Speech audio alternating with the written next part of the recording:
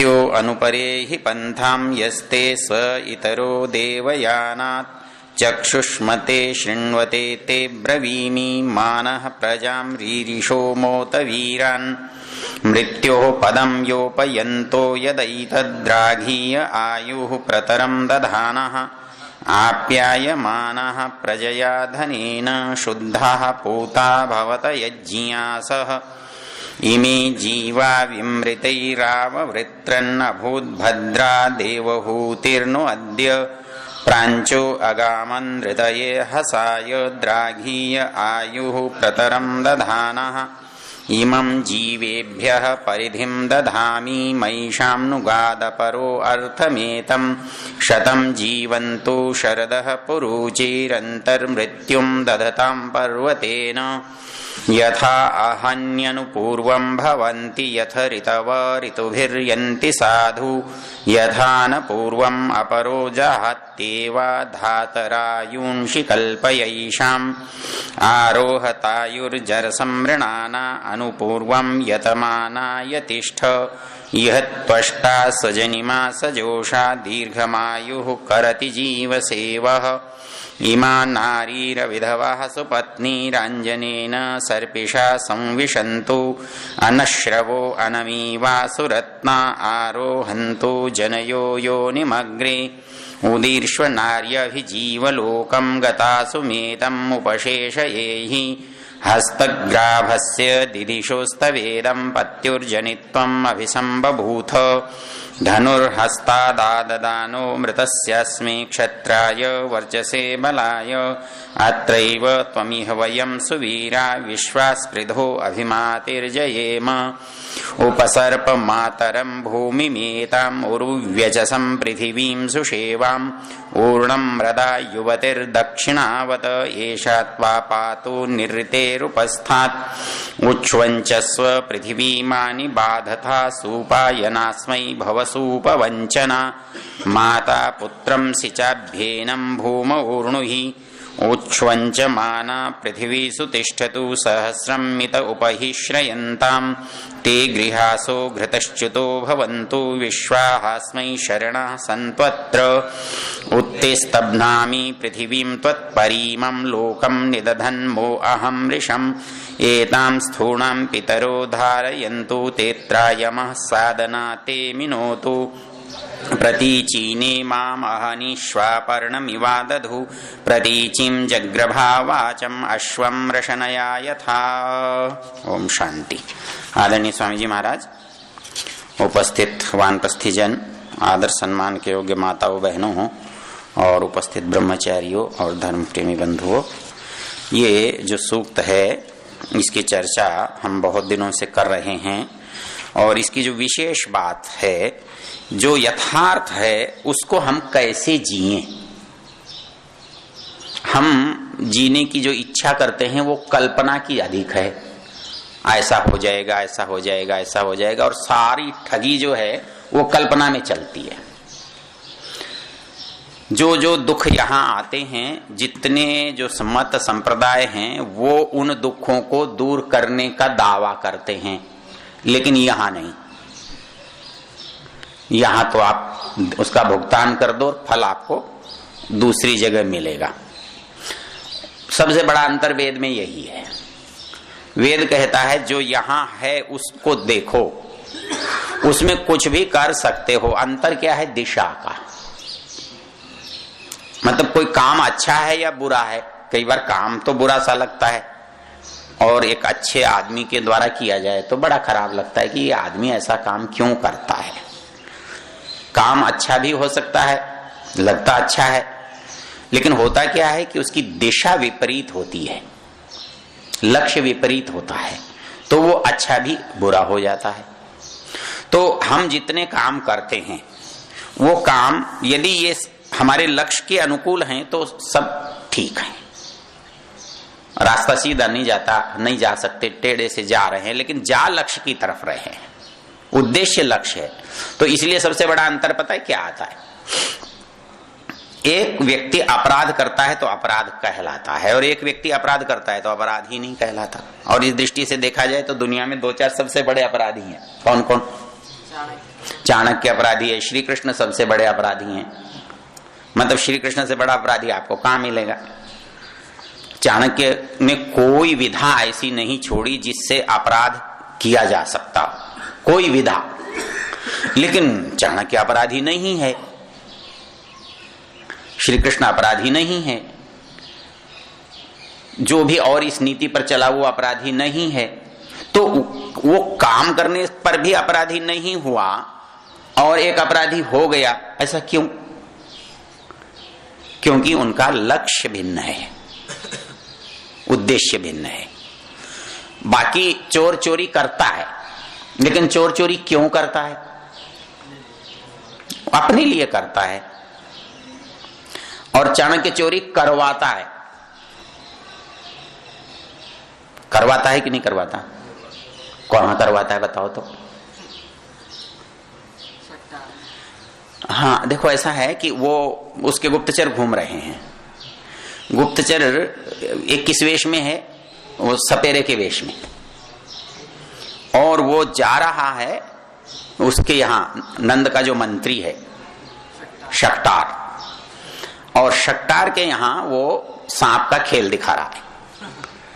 और इतने में क्या होता है कि एक मुद्रा अंगूठी में सील होती है पुराने समय में, तो वो लगाने के काम आती है, जो भी राजपत्रित कार्य होते हैं उस पर वो लगती है। तो शक्टार की जो मुद्रा थी वो बच्चे के या पत्नी के हाथ से फिसल जाती है। हाँ, राक्षस में तो फिसल जाती है। जो फिसल जाती है तो वो इसके हाथ में आ जाती है।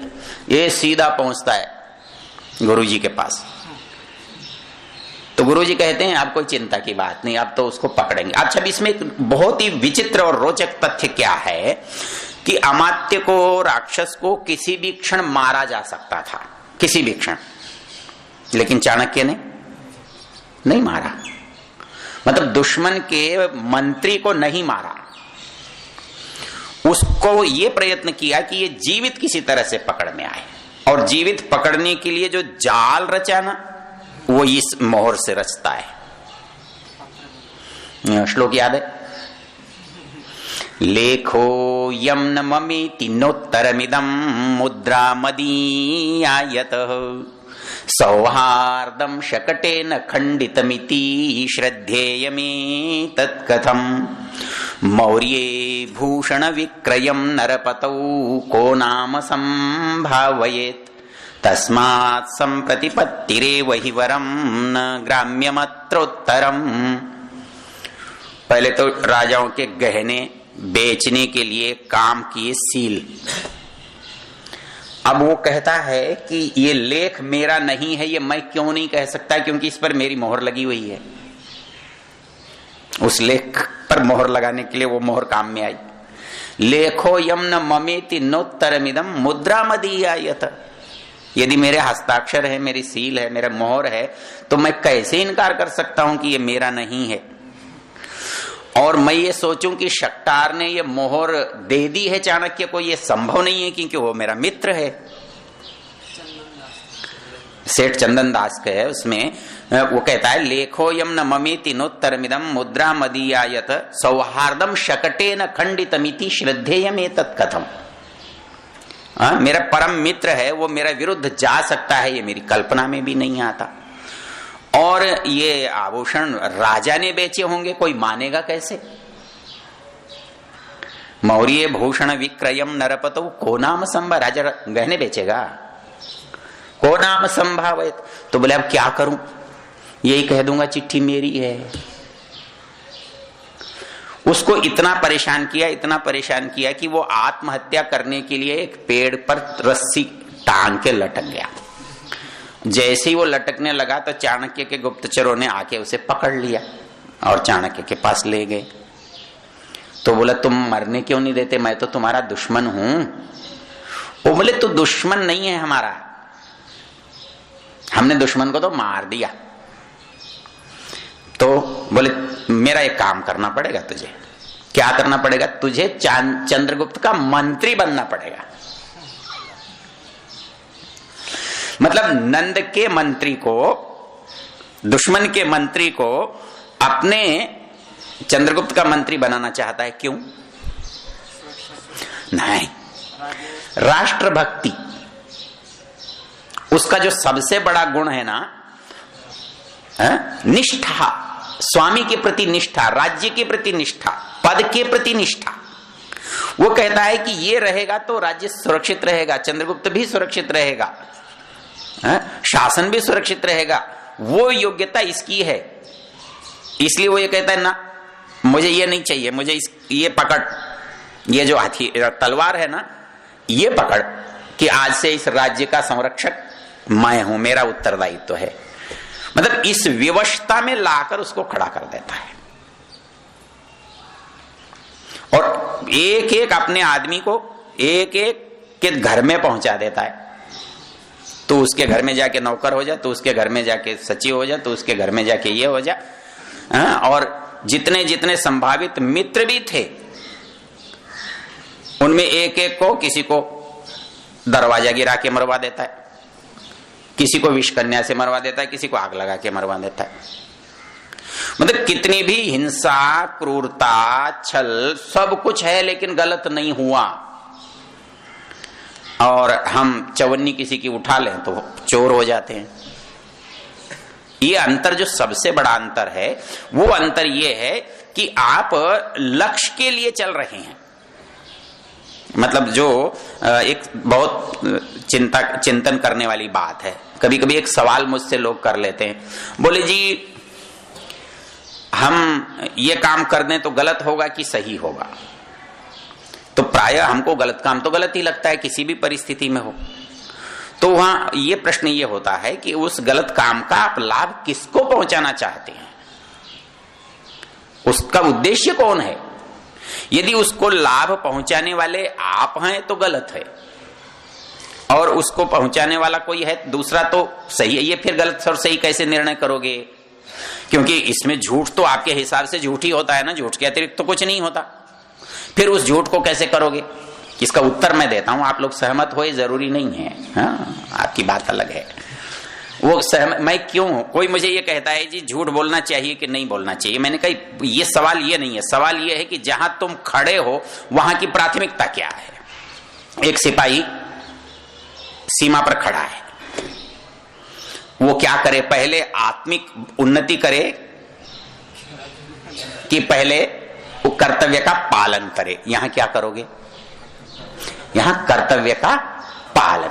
मतलब किसी भी चीज को गलत संदर्भ में रखोगे तो वो अनर्थ हो जाएगा, अच्छी होने पर भी अनर्थ हो जाएगा। संपूर्ण सत्य को, संपूर्ण उसको स्वीकार कब किया जाता है? जब आप संपूर्ण हो। आप संपूर्ण कब होते हैं? या तो आप ब्राह्मण हो या सन्यासी हो।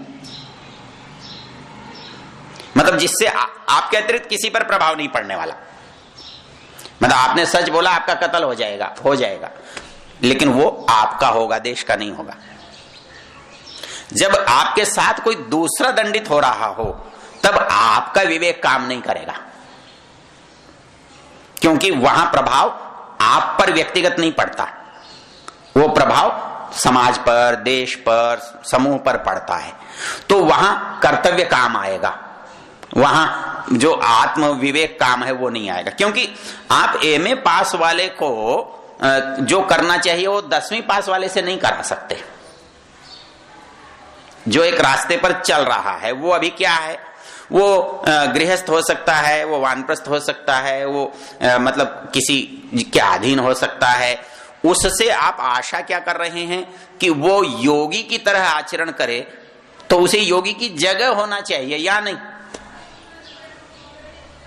क्यों साहब, कुछ गलत है?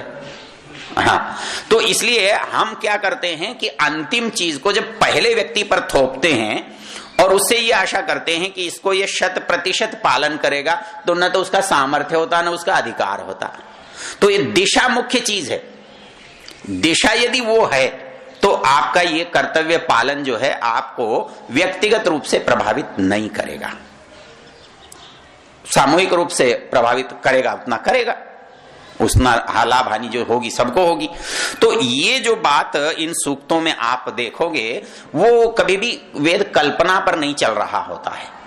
इसमें एक मंत्र मैं अभी आपको बताता हूं, वो अपने सामाजिक इस पर कहता है कि जैसे हम परसों देख रहे थे, आरोहे तायुर जरसम वृणाना अनुपूर्वम यतमाना यतिष्ठ, मतलब परमेश्वर ने जो परिस्थिति हमको दी, हम प्रायः उससे असंतुष्ट रहते हैं। हर व्यक्ति अपनी जगह पर असंतुष्ट है। क्यों? वो ये सोचता है कि मुझे ये तो मिला ही नहीं। ये हमारे भगवान साहब जी की दुकान पर एक दिन खड़ा था मैं, वहां एक आदमी तेल वाला है कोई इनके बाजार में, तो वो नाराज खड़ा था। तो भगवान साहब जी बोले, देखो इसको कल 70 लाख रुपए मिले हैं फिर भी नाराज है। बंटवारा किया पिताजी ने तो उसको 70 लाख रुपए दिए। तो मैंने कहा भैया जब 70 लाख मिल गए तो नाराज क्यों हो रहा है? तो कहता है घर में जो सोने की ईंट रखी थी तो वो तो बांटी नहीं। मतलब कितने मिले इससे प्रसन्नता नहीं होने वाली। प्रसन्नता यदि वस्तु से होती तो मिलते ही प्रसन्नता हो जानी चाहिए। किसी को 5 रुपए नहीं है 10 मिल जाए तो प्रसन्न होगा कि नहीं होगा? हो जाएगा। लेकिन जिसने आशा 100 की कर रखी और उसे 10 मिल गए तो होगा। हाँ, एक दिन अपने इसके दुकान पर बैठा था कचेरी रोड की, तो वो कहने लगा जी फलानी चीज के भाव बहुत बढ़ गए। तो मैंने कहा जी ठीक है, इसका आपको लाभ होगा? बोले बस 1 ट्रक के माल का लाभ हुआ, 1 लाख 2 लाख रुपए, कोई लाभ थोड़ा ही है। होता कोई 10 20 50 लाख का तो लाभ था। मतलब वो कितने लाभ को लाभ तो लाभ है, लेकिन वो कितने की जो सीमा है वो निश्चित ही नहीं है। आदमी कितने से संतुष्ट होगा इसकी कोई रेखा नहीं है। इसलिए क्या है कि हर आदमी जहां है वहां से असंतुष्ट है। जहां खड़ा है उससे अगली जगह चाहता है, अगली जगह जाते ही फिर अगली जगह असंतुष्टि का कारण बनता है। तो वेद क्या कह रहा है कि भाई तुम जवान हो, तुम बूढ़े हो, तुम बच्चे हो, तो अपने से असंतुष्ट क्यों हो? तुम जिस क्रम में चल रहे हो, जिस रास्ते पर जहां तक पहुंच गए हो, ये सोचो कि जो उद्देश्य है, जो प्रयोजन है, उसके निकट तो आ गया ना। हाँ? आदमी को दुख यह है कि मैं बूढ़ा हो गया, तो कहता है बूढ़ा हो गया, ये दुखी होने की बात कैसे है? एक रास्ते पर आप चल रहे हो और 10 किलोमीटर चलना है और 8 किलोमीटर पहुंचकर आप ये कहो जी मैं दुखी हूं। 8 किलोमीटर पहुंचकर आप दुखी कैसे हो सकते हो? 5 पर होते तो शायद दुखी होते। तो मेरी जो आयु है, मेरा जो वृद्धावस्था है, वो मुझे लक्ष्य के प्रयोजन के निकट पहुंचा रही है, तो मेरे लिए दुख का कारण कैसे हो सकती है? तो मंत्र क्या कह रहा है? आरोहत आयुर जरसम वृणान। अब वृणाना कैसे कह दिया जरसम को? इसमें यदि आप सुश्रुत की बुढ़ापे की परिभाषा पढ़ो तो बड़ी रोचक है। वो कहता है बुढ़ापे में आदमी क्या करता है? वली पली खलित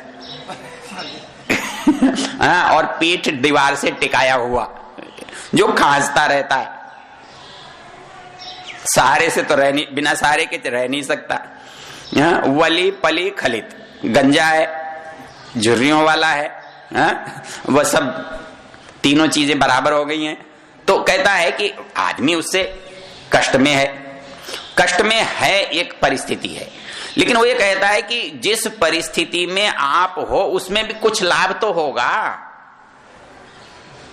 उसका कोई लाभ तो होगा।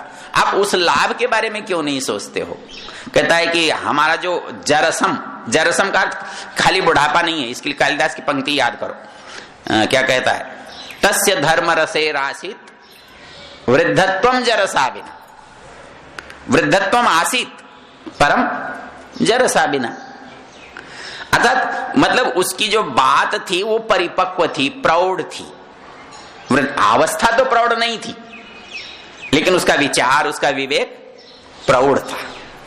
तस्य धर्म रते रासित। क्यों था वो धार्मिक था। इसलिए जो व्यक्ति धार्मिक होता है उसका चिंतन स्वाभाविक रूप से प्रौढ़ होता है, परिपक्व होता है, क्योंकि उचित होता है। परिपक्व क्या कहोगे? परिपक्व किसे कहोगे? परिपक्व उसी को कहोगे ना जिसका परिणाम अच्छा निकलेगा। परिणाम ठीक निकलेगा तो वो कौन सा निर्णय होगा? आज का निर्णय जो भी होगा वो कैसा होगा? इसके लिए एक पंक्ति आपको मैंने बताई हुई है कि कृष्ण की हत्या या चाणक्य की हत्या ठीक क्यों है और हमारी हत्या गलत क्यों है? क्यों है? प्रहसन्निव भारत। वो कहता है कृष्ण इसलिए हत्या करने के अधिकार रखता है कि वह हंसते हुए करता है, मुस्कुराते हुए करता है। और हम गुस्से में करते हैं, तो हमारा गुस्से का किया हुआ काम गलत हो जाता है और उसका हंसते हुए किया हुआ काम सही हो जाता है। क्यों कि हंसना विवेक के बिना संभव नहीं है। आदमी कोई भी बात करेगा और हंसते हुए करेगा तो वो छल कपट से युक्त नहीं होगा। हंसी जो है एक स्वाभाविक चीज है और वो स्वाभाविक परिस्थिति में जो बात कहता है उस बात में छल नहीं होता, कपट नहीं होता, विद्वेष नहीं होता।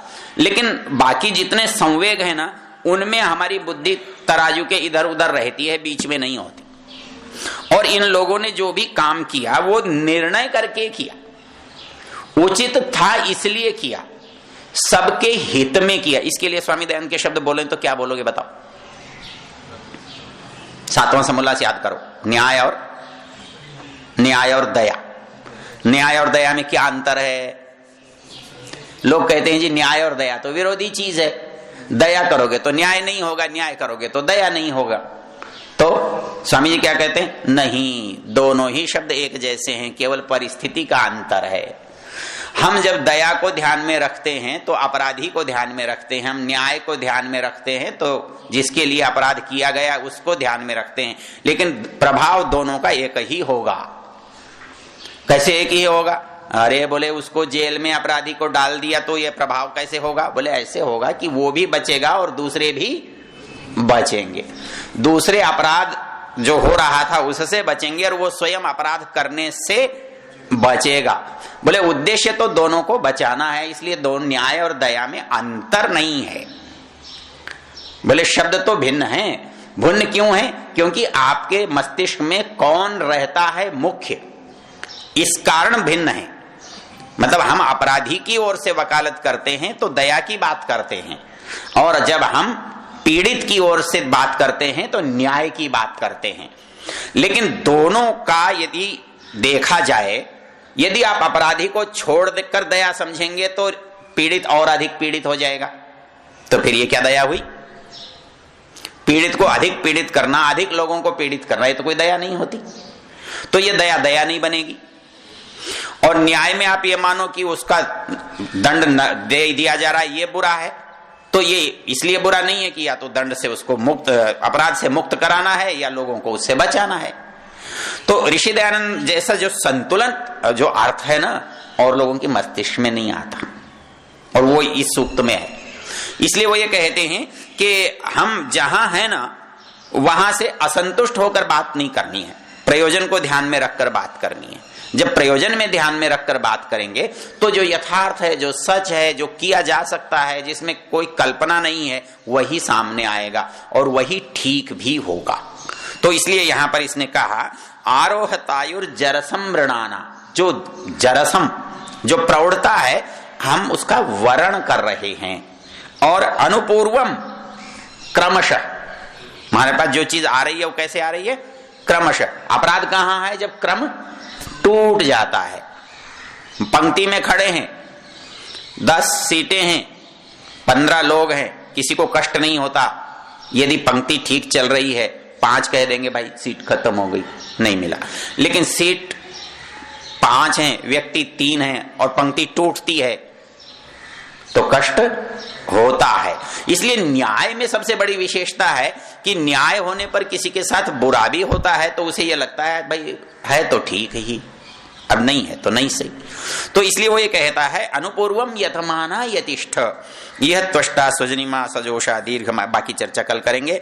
कहता है कि ऐसा हम बूढ़े हो जाएं लेकिन आयु कम हो जाए ऐसा नहीं है। दीर्घमायु करति जीव सेवा हमारे लिए, क्योंकि वो अनुभव हम दुनिया से बांट सकेंगे, इसके लिए। चलिए धन्यवाद, समय हो गया। ओम द्यौः शान्तिरन्तरिक्षं शान्तिः पृथिवी शान्तिरापः शान्तिरोषधयः शान्ति वनस्पतयः शान्तिर्विश्वे देवा शान्तिर्ब्रह्म शान्ति सर्वं शान्ति शान्तिरेव शान्ति सामा शान्तिरेधि। ओम शांति शांति शांति। जो बोले सो है।